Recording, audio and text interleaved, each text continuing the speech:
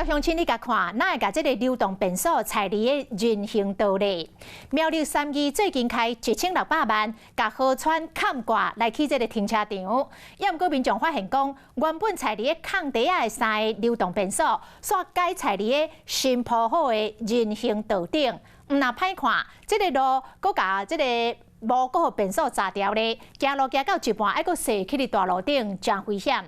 啊，为什么要甲便所拆离的人行道咧？公所无讲原因，敢若承诺讲会要求厂商赶紧甲便所搬走。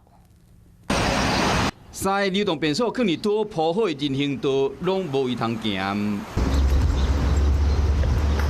这是苗栗3义河川停车场开1600万翻的，也过民众发现讲，本来放伫空地的3个流动便所，唔知啥物人搬去到人行道。毋若歹看，过路人要过路时，都要避免行去大路，真危险。对啊，人行道走为什么会放厕所？这样好像会挡到行人走路。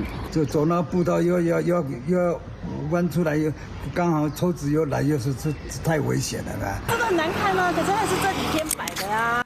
某网友翕相铺上网络，讲安尼真无妥当，批评政府讲声句句要改善行人地价，也毋过拢用嘴咧讲的尔，啊，嫌咱要放伫遮，公所无想要加讲，敢若答应讲会请负责厂商赶紧将这便所刷走。